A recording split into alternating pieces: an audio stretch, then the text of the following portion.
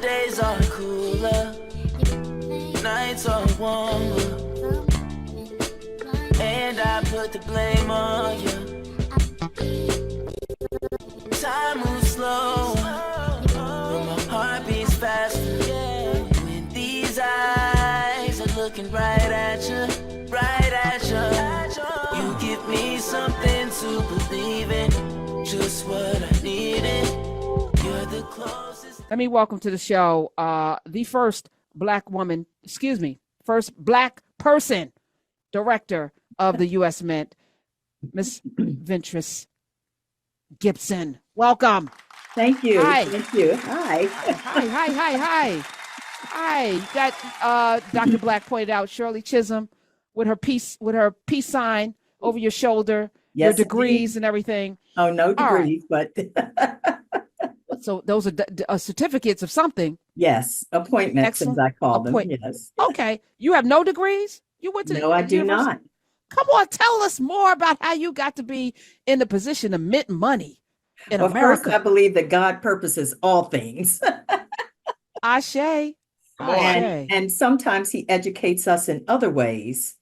I grew up a family of 5 brothers and myself. I was the eldest.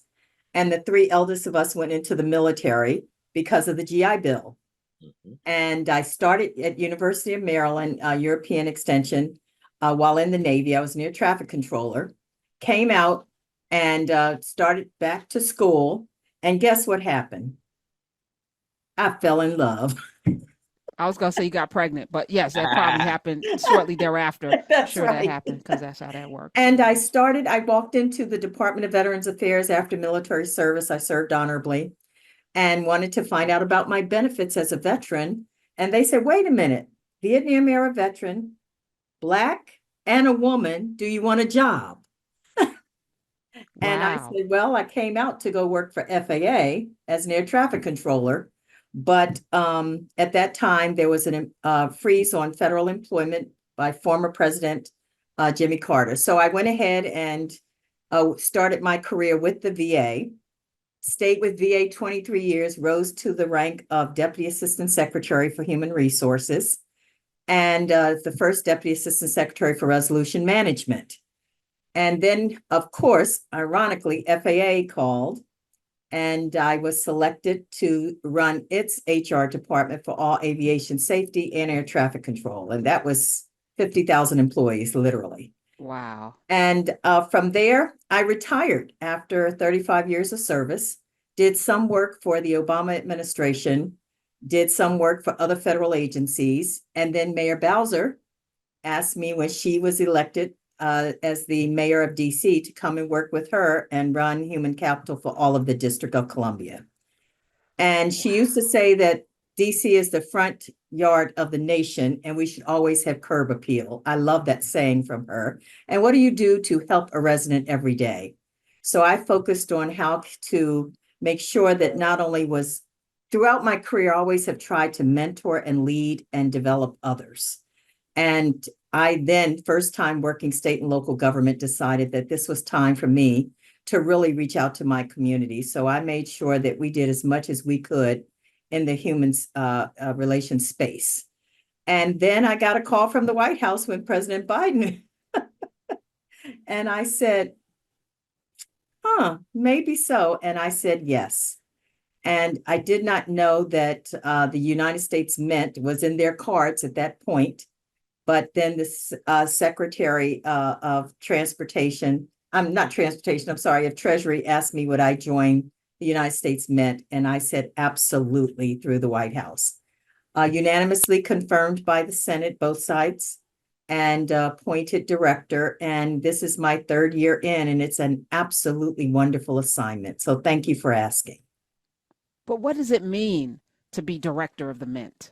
What it means to be director of the Mint is we and I have the unique responsibility to lead an organization that is responsible for making every circulating coin we use, nickels, dimes, pennies, quarters. We make billions every year, and people ask, which coin do you make more of? We make more of pennies than any other. I'm in shock, right? Well, I thought we were phasing those out. No, we're not phasing pennies out. It takes an act of Congress to phase out any form of our denomination that we use and that we manufacture. With Uh, all of this paperless, we are in a paper. I very rarely, I actually do carry cash because you never know. My You mama never taught know. me, you never want to be out in them streets. Dr. Black, you were lucky going to Africa with no wallet, but you still want to have some coin in your pocket. But Cash is more and more, king. yeah, but more and more people are not using it, or is that just an American phenomenon? It's a universal, global phenomenon. However, cash still rules. And we have to always remember that not everybody have access or are able to utilize electronic payments or have digital payments or even bank cards and such. State governments kind of converted, if you wanted to be in the EBT program, remember we used to call them food stamps. Well, now they get EBT cards, but they're very limited in what they can do. Whereas for those that aren't able to have that benefit, there's the unbanked and the underbanked. And pennies, nickels, dimes, and quarters is their manner of survival. And thus we continue to make, and during the pandemic, we made 14 billion coins. And in the past year, we've made 9 billion as we normalize. And coins are still widely used in laundromats, in vending environments. While you have access to use your credit card, or you can just use your debit, or you can just, touch screen, it still accepts cash. And yes, sir. I'd love to ask you this question, and I'm fascinated by this. I'm absolutely fascinated by this. Does the value of the dollar change when it is paperless? No, it does not. Is there any instance where, like, is $100,000 cash, right, worth the exact same thing as $100,000 on your card? Oh, yes, it is. It doesn't change because that's the currency of the United States, whether it's through electronic payment or not. And one of the things that's very interesting is always remember that there is a fee when you use a card, whether it's debit or a credit, there is a fee for that you pay, regardless of where you shop. There is no fee to use cash. Now, a lot of people, unless of course you go to an ATM that doesn't accept your card, they charge you through the roof with those fees, but cash is king. And if you look back over time, in any emergency, cash rules. In any emergency that we've had in the United States, in a global economy, any cash has always been the choice to pay when there's an emergency. So why do industries, why do institutions seemingly prefer the card? Certainly after $20, anything like the hospital, any other, all these places seem like they would absolutely prefer a card to cash. I am not the expert in why industry prefers the card. I can say that in their terms, it might be easier to manage. I know banks, they have coins, but it's very heavy to some, and you have to put them in rolls and manage it that way. But I think that money is money to any business, whether they come by it through cash or card. I think there's a level of control, there will come a time when you won't be able to buy or sell, but that hopefully is not soon. Ventress C. Gibson is here. Dr. Daniel Black, are you literally have you been to the mint and watched the coins made? I have 4 mint facilities, and I also am responsible for Fort Knox. Say more. Yes. Yes. The gold reserves, which we know. Yes. So even though the dollar's not attached to the gold, we still have gold. Yes, bars. we do. Yes, it's in deep storage. Yes. Okay. And I have so many questions. Yeah. Okay. Same here.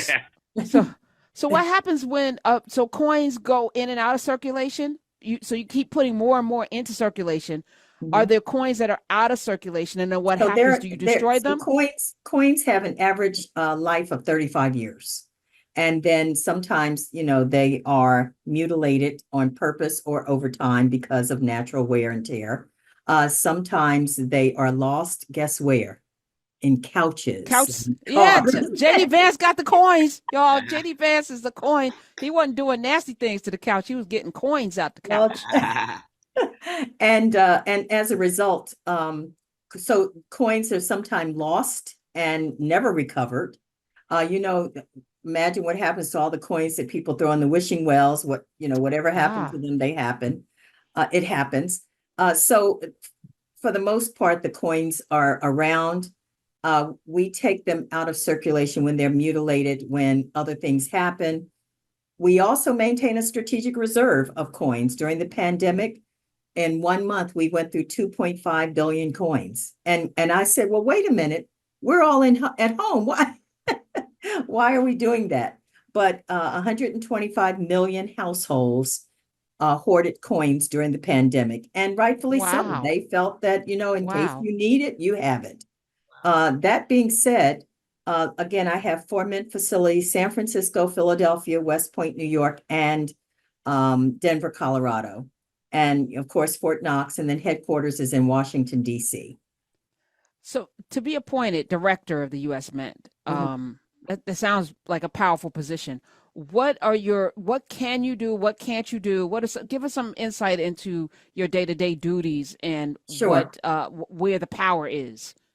My day-to-day duties, I am responsible for making sure that we have safe and secure facilities, to include Fort Knox. I have a very complex law enforcement and security operations. Of course I would, because of the nature of the job. We have a large workforce that are blue collar as well as white collar. We run 24/7 operations, so I have oversight of all of that. Circulating coins is just one aspect of our job. The second is a bullion program, which is our gold program, where there's investment strategies, et cetera, associated with the sale of those products. Harriet Tubman, one of her coins are gold. Wait, say more. I love to. I used to love to buy until the gold cost too much. So I started buying gold when it was like $420 an ounce, and now it's, what is it? Let me see what the price is. I haven't been on Monex in a while. But is it best to go to your site to get it? It's $2,500 for a coin. So I'm gonna say less about that. That's good if I want to. But U.S. Mint sells. What is it? The Eagle. We sell the American Eagle, and in fact, I am so happy to tell you that this year we won International Coin of the Year.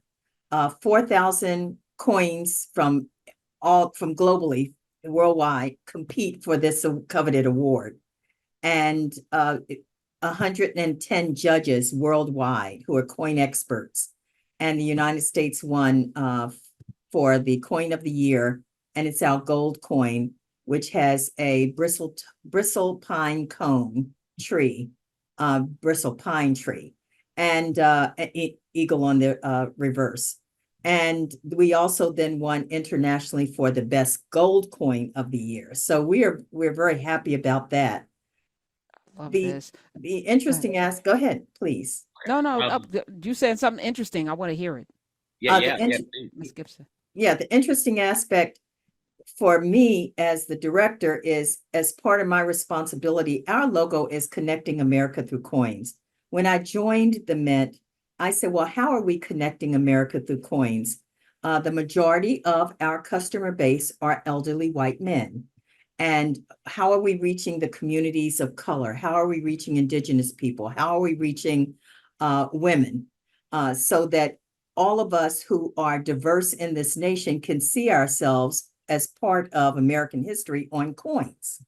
And as a result, and Harriet Tubman, who I would she's my heart, separate from Shirley Chisholm, but Harriet Tubman is my first.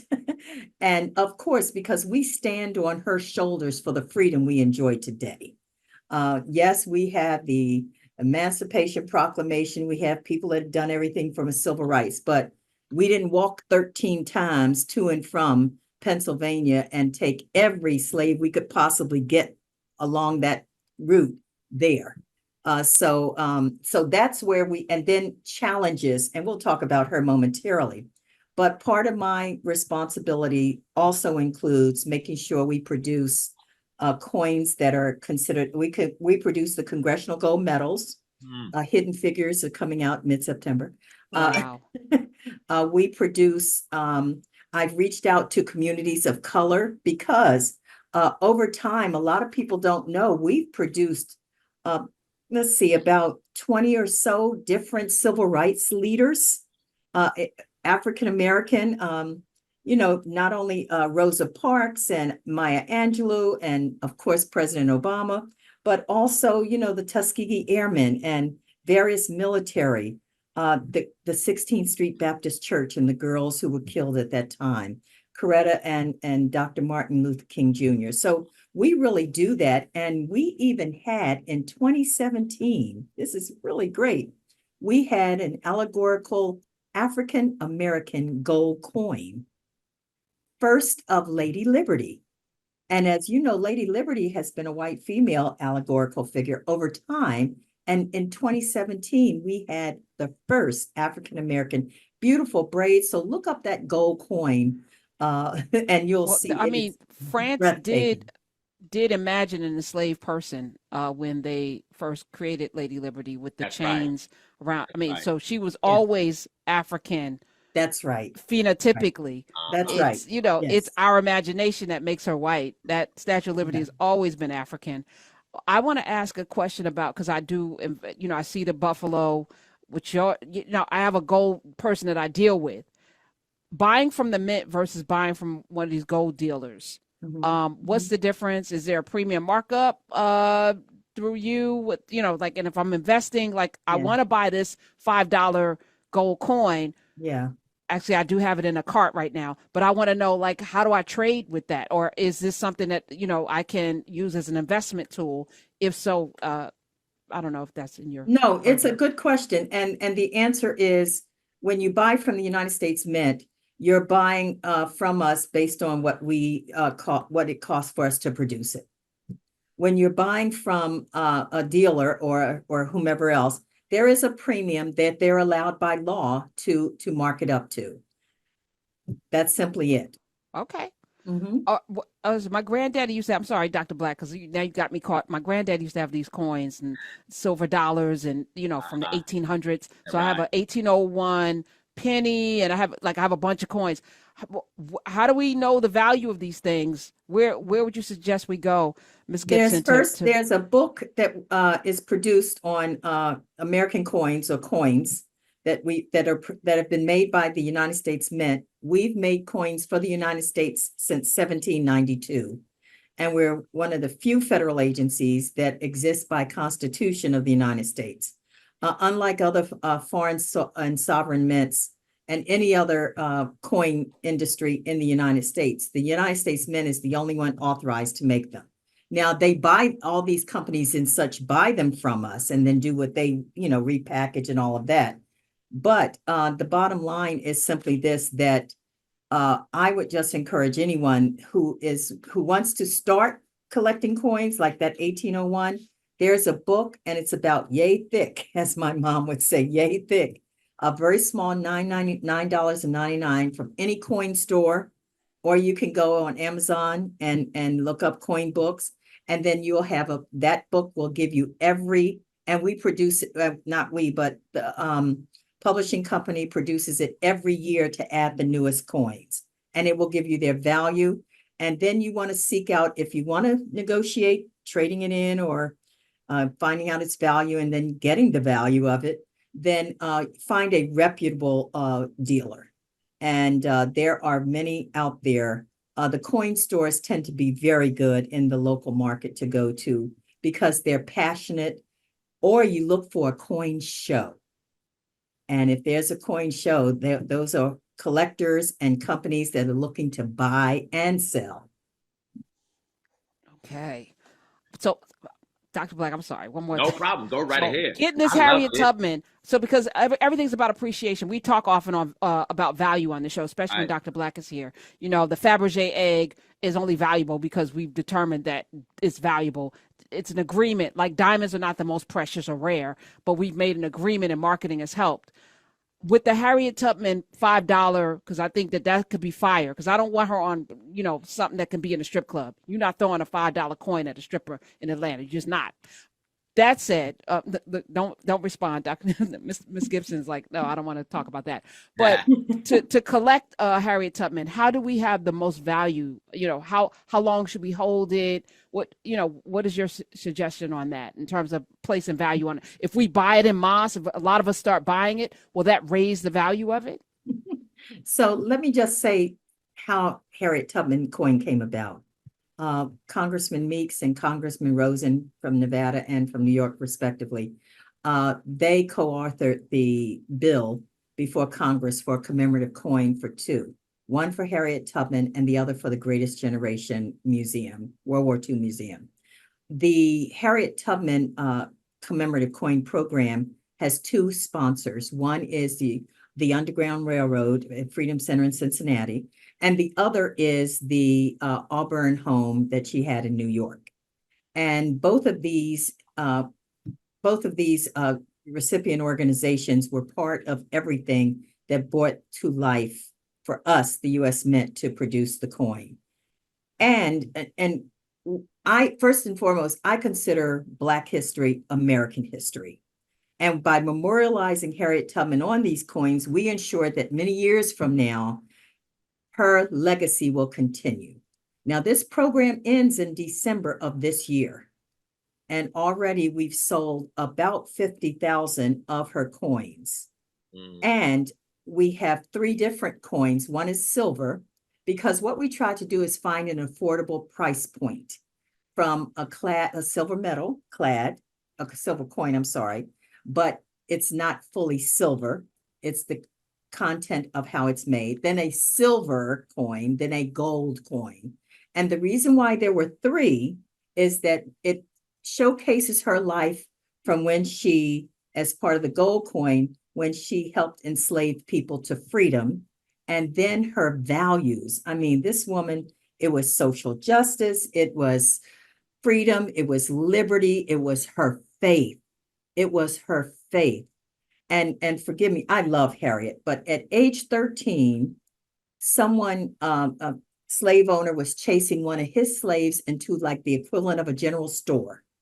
And she was in the corner getting whatever she needed to get for whoever her master was. And do you know, this guy picked up a metal weight to hit his slave and hit her in the head. She suffered from blackouts, headaches, and seizures all her life. And her faith was so strong, she could not read and she could not write. But she would listen through the AME Zion Church, which she was a member of and a force to be reckoned with. She was wonderful. She would hear and memorize everything she was said. And her prayers were always, Lord, just you shouldered me with this responsibility. Let's make sure we get the people there. And that's why they called her Moses, because it was very similar to when Moses led the people out of Egypt. So if you start me talking about Harriet, you better tell me shut up. No. I want Dr. Black. I want to know if I buy this now, you say it's going out, the gold coin is going out of print in December. Everything goes out in December. So okay, you have so to get it that now. makes it valuable. Say so less. Let me tell you this. When we first put it out there, I said I was going to get it. It was at $700 just for the gold piece. And I went, oh, okay, I got to get it. I got to get it. By the time I, procrastinated, it was $900. Yeah, $900 I bought for the whole set. And I said, my goodness. And I know that it has gone up slightly since then. Yes. So it's a matter. But you know what, my prayer and my request of you, and spread the gospel as much as you can, we as African Americans have to do this for her, because other programs tend to sell out, but history shows that when we put women and African Americans on coins, they don't sell as much. In fact, there was an article that says sales were sluggish. I say baloney. I say connecting America through coins. I'm out there. I went to AME Zion Church General Conference. Did you hear me? Huh? If you let me get off this platform, Listen, Look, Please I'm do. doing it now. I'm buying it. I'm buying the coins right now because they also make good gifts, right? They Because are phenomenal gifts, and you yeah, don't have because to the just way I buy already the know how gold. y'all package stuff, to give this to a child, a newborn, you Oh my know, God. or to give it as a gift to a Like- Or a child wedding graduating gift from to high a school. family member. Yes. Yeah. Yes. And even if you say, okay, I will only get the silver for Harriet, that's a start. Yeah. Because not everyone, the silver coin is only about $80 or $90. I forget exactly the price point, but it's not what gold costs. And the silver clad is in the 50s, $50 meaning. So what we try to do is create price points that are affordable to all. And I love it. I'm just so excited about it because it recognizes her heroism, and the fact that this was a woman who was substantial to our nation, period. Because she Okay. went on to do suffrages. You know, this woman planned and executed. Listen, Miss Gibson, you got to tell us who Harriet Tubman is. Dr. Okay. Black, really quickly. You have some a couple of questions. You I have a couple do. of- I Okay, do well too, then very let's quick. go to break. Let's go to Okay. break, and then we have somebody that wants to holler at you too. I wanted to rap differently, but I got caught up in my geekiness of coin collecting, and I you just like hit that. hit Deaconess hit a of coin Jones. collecting. Yeah. My days are cooler, nights are warmer, and I put the blame on you. Time moves slow, but my heart beats faster. When these eyes are looking right at you, right at you. You give me something to believe in, just what I needed. You're the closest.